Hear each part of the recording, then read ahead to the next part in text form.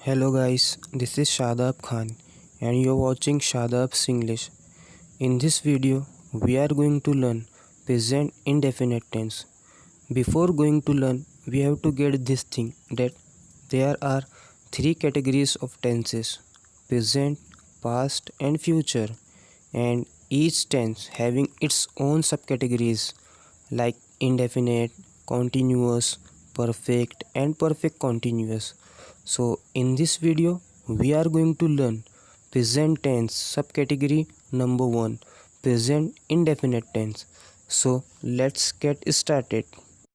Now guys, present indefinite tense की पहचान क्या होती है, ये किस तरह के सेंटेंस होते हैं, इन सेंटेंस को कैसे आइडेंटिफाई किया जाए। तो गाइस इट्स वेरी सिंपल। अगर सेंटेंस में मेन वर्ब के साथ ता, ती, ते का यूज़ हो, अगर सेंटेंस में मेन वर्ब के साथ ता, ती, ते का यूज़ हो तो ये प्रेजेंट इनडेफिनिट टेंस के सेंटेंस होते हैं। जैसे राहुल घूमता है, रानी गाती है, हम खेलते हैं, आप जाते हो। और गाइस वन थिंग, इस टेंस में सब्जेक्ट किसी काम को कर रहा होता है। इस टेंस में सब्जेक्ट किसी काम को कर रहा होता है। जैसे राहुल घूमता है तो इस सेंटेंस में राहुल एक सब्जेक्ट है, वो क्या काम करता है, घूमता है। तो घूमता एक मेन वर्ब है और देखिए इस मेन वर्ब में ता है आ रहा है। तो जिस भी सेंटेंस में मेन वर्ब के साथ ता है, ती है, ते है आता है तो ये सेंटेंस प्रेजेंट इंडेफिनिट टेंस के सेंटेंस होते हैं। तो now let's see how to make these sentences.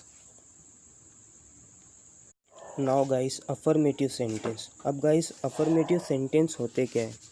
Affirmative sentence वो सेंटेंस होते हैं जिसमें नहीं का सेंस ना आए और ना ही कोई क्वेश्चन वाला सेंस भी ना आए, उसे अफर्मेटिव सेंटेंस कहते हैं।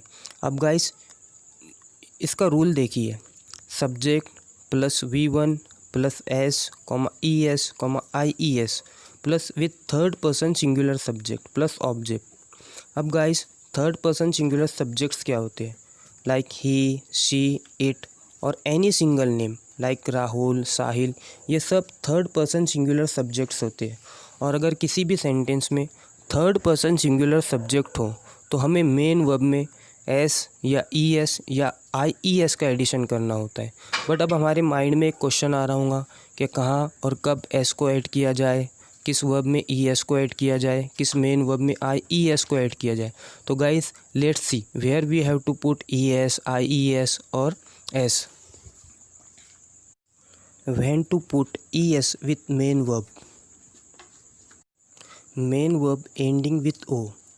अगर सेंटेंस में थर्ड पर्सन सिंगुलर सब्जेक्ट हो और मेन वर्ब ओ से एंड हो, अगर सेंटेंस में थर्ड पर्सन सिंगुलर सब्जेक्ट हो और मेन वर्ब ओ से एंड हो तो हमें मेन वर्ब में ई एस का एडिशन करना होता है।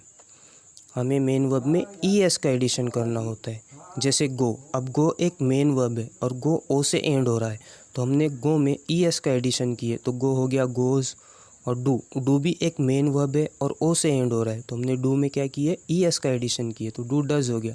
रिमेंबर दिस थिंग, अगर सेंटेंस में थर्ड पर्सन सिंगुलर सब्जेक्ट हो और मेन वर्ब ओ से एंड हो तो हमें मेन वर्ब में ई एस का एडिशन करना होता है। Got it.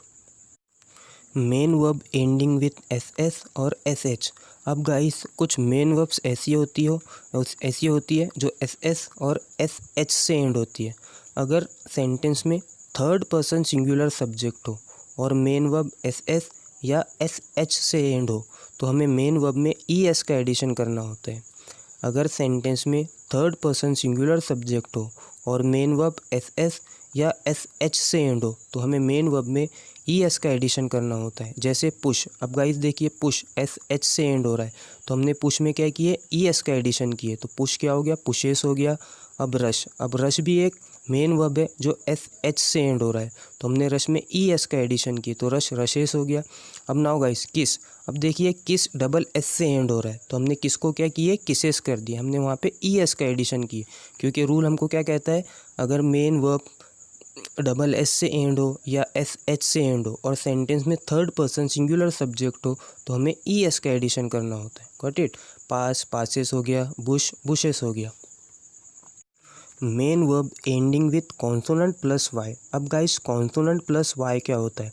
अब हमको पता है क्या इंग्लिश में 26 अल्फ़ाबेट्स होते हैं और उन 26 अल्फ़ाबेट्स में से 5 वावेल्स होते हैं, ए ई आई ओ यू, और बाकी के जितने भी लेटर्स होते हैं वो सब कॉन्सोनेंट होते हैं। अगर सेंटेंस में थर्ड पर्सन सिंगुलर सब्जेक्ट हो और मेन वर्ब वाई से एंड हो, अगर सेंटेंस में थर्ड पर्सन सिंगुलर सब्जेक्ट हो और मेन वर्ब वाई से एंड हो, तो हमें क्या करना है? सिर्फ वाई को रिमूव करके उसकी प्लेस पर आई ई एस का एडिशन करना।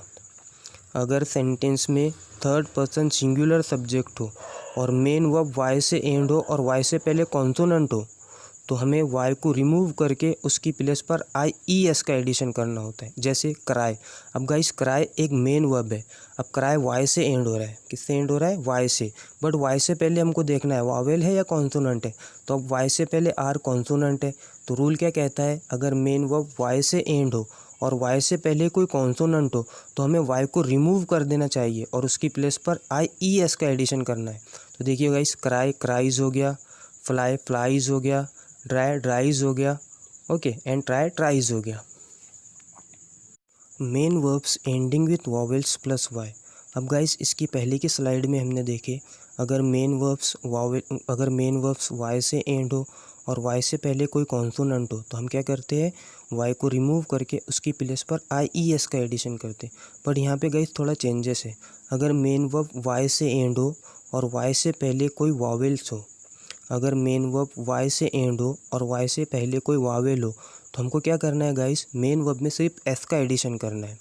अगर सेंटेंस में थर्ड पर्सन सिंगुलर सब्जेक्ट हो और मेन वर्ब वाई से एंड हो और वाई से पहले कोई वावेल हो, तो हमें मेन वर्ब में सिर्फ एस का एडिशन करना है। नाउ गाइस अब हम कुछ एग्जाम्पल्स लेते हैं।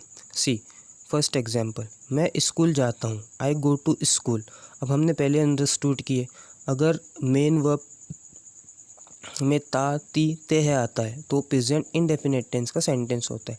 तो सी गाइस, मैं स्कूल जाता हूँ का सेंस आ रहा है, तो आई गो टू स्कूल। अब आई क्या एक सब्जेक्ट है और गो क्या एक मेन वर्ब है, तो आई गो टू स्कूल। मैं स्कूल जाता हूँ का सेंस आ रहा है, तो ये प्रेजेंट इंडेफिनिट टेंस का सेंटेंस है, I go to school. Now see guys, second sentence, Rahul school जाता है। अब राहुल एक थर्ड पर्सन सिंगुलर सब्जेक्ट है और हमको रूल पता है, अगर सेंटेंस में थर्ड पर्सन सिंगुलर सब्जेक्ट हो तो हमें मेन वर्ब में एस ई एस या आई ई एस का एडिशन करना होता है। और हमको ये भी पता है, अगर मेन वर्ब ओ से एंड हो तो हमें मेन वर्ब में ई एस का एडिशन करना होता है। तो गाइस सी सेकेंड सेंटेंस, राहुल स्कूल जाता है, तो राहुल गोज़ टू स्कूल। यहाँ पे गोज़ क्यों हुआ? क्योंकि हमको रूल पता है, अगर सेंटेंस में थर्ड पर्सन सिंगुलर सब्जेक्ट हो और मेन वर्ब ओ से एंड हो, तो हमें मेन वर्ब में ई एस का एडिशन करना होता है। तो हमने यहाँ पे मेन वर्ब में ई एस का एडिशन किया, Rahul goes to school. Now see third example, वो ग्राउंड में खेलता है। अब वो एक थर्ड पर्सन सिंगुलर सब्जेक्ट है, वो क्या करता है? वो ग्राउंड में खेलता है, तो ही प्लेज इन द ग्राउंड। अब गाइस हमने मेन वर्ब में यहाँ पे एस को क्यों ऐड किए? क्योंकि हमको रूल पता है, अगर सेंटेंस में थर्ड पर्सन सिंगुलर सब्जेक्ट हो और मेन वर्ब वाई से एंड हो और वाई से पहले वावेल हो, तो हमें मेन वर्ब में सिर्फ एस का एडिशन करना है। तो we added S, he plays in the ground. हम पतंग उड़ाते हैं, वी फ्लाई काइट। अब गाइस इसमें जो वी है, तो वी एक सब्जेक्ट है और फ्लाई क्या है? एक मेन वर्ब है, और काइट क्या है? ऑब्जेक्ट है। तो गाइस यू कैन सी, हमने यहाँ पे मेन वर्ब में एस या ई एस या आई ई एस का एडिशन नहीं किए, क्योंकि हमको रूल पता है, हमको सिर्फ एस या ई एस या आई एस कब ऐड करना है?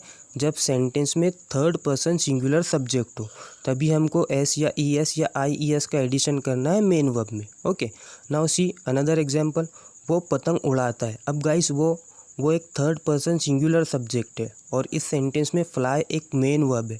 अब हमको पता है कि अगर मेन वर्ब वाई से एंड हो और वाई से पहले कोई कॉन्सोनेंट हो, तो हम वाई को रिमूव करके उसकी प्लेस पर आई ई एस का एडिशन करते। तो we added I E S in the main verb. वो पतंग उड़ाता है, ही फ्लाइज काइट। वो पतंग उड़ाता है, he flies kite. Now guys negative sentence. अब गाइस नेगेटिव सेंटेंस क्या होते हैं? जिसमें नॉट का सेंस होता है, वो नेगेटिव सेंटेंस होते हैं। अब गाइस इसका रूल देखिए, subject plus does oblique do plus not plus V1 plus object. Third person singular के साथ डज नॉट और बाकी सब के साथ do not. Guys negative sentence में अगर थर्ड पर्सन सिंगुलर सब्जेक्ट हो सो हम सब्जेक्ट के बाद डज नॉट का यूज़ करते हैं, ओके, और बाकी सब के साथ हम डू नॉट का यूज़ करते हैं। अगर नेगेटिव सेंटेंस में थर्ड पर्सन सिंगुलर सब्जेक्ट हो तो हम नेगेटिव सेंटेंस में डज नॉट का यूज़ करते हैं और बाकी सब के साथ हम डू नॉट का यूज़ करते हैं। Now guys see some examples. मैं स्कूल नहीं जाता हूँ, I do not go to school. अब हमको पता है कि आई एक थर्ड पर्सन सिंगुलर सब्जेक्ट नहीं है, इसलिए हमने इस सेंटेंस में डू नॉट का यूज़ किया। I do not go to school. See another example, Rahul school नहीं जाता। अब गाइज राहुल एक थर्ड पर्सन सिंगुलर सब्जेक्ट है, तो हमने राहुल के बाद डज नॉट का यूज़ किए। Rahul does not go to school. हमने डज नॉट क्यों यूज़ किए? क्योंकि हमको रूल पता है, अगर सेंटेंस में थर्ड पर्सन सिंगुलर सब्जेक्ट हो for making negative sentence we have to use does not. That's why we have used here does not. Rahul does not go to school. Okay, now वो ground में नहीं खेलता। अब वो भी एक थर्ड पर्सन सिंगुलर सब्जेक्ट है, तो हमको पता है अगर सेंटेंस में थर्ड पर्सन सिंगुलर सब्जेक्ट हो तो नेगेटिव सेंटेंस में डज नॉट का यूज़ होता है। तो he does not play in the ground, हमने यहाँ पे डज नॉट का यूज़ किया, he does not play in the ground. Now guys interrogative sentence. अब गाइस देखिए इंटेरोगेटिव सेंटेंस का रूल क्या है। WH। अब guys first of all WH क्या है? WH means WH family, like when, where, why, whose, how, ये सब WH फैमिली के मेंबर्स होते हैं। व्हाट को आप क्या कहते हैं, वैन को आप कब कहते हैं, वाई को आप क्यों कहते हैं, वेयर को आप कहाँ कहते हैं। ओके, तो अब गाइज इसका रूल देखिए, WH does oblique do plus subject plus V1 plus not plus object. अब नॉट का आप यूज़ कहाँ करते हैं? जब सेंटेंस में नहीं वाला सेंस हो तभी आप नॉट का यूज़ करते हैं। ओके, WH प्लस डज और डू। अब डज और डू का आप यूज़ कब करते हैं? WH फैमिली के बाद सब्जेक्ट के अकॉर्डिंगली। अगर सेंटेंस में थर्ड पर्सन सिंगुलर सब्जेक्ट हो तो WH फैमिली के बाद आप डज का यूज़ करते हैं और बाकी सभी के साथ आप डू का यूज़ करते हैं। Now guys see some examples. सी एग्जाम्पल नंबर 1, क्या आप खेलते हो? Do you play. अब गाइस हमको तो पता है कि क्या का मीन क्या होता है इंग्लिश में, क्या का मीन होता है वॉट, बट हमने ये सेंटेंस वॉट से बिगिन नहीं की। तो गाइस क्यों हमने बिगिन नहीं किए? अगर आप सेकंड सेंटेंस देखोगे तो हमने सेकंड सेंटेंस वॉट से बिगिन किए, हमने WH फैमिली से बिगिन किए, व्हाट डू यू प्ले।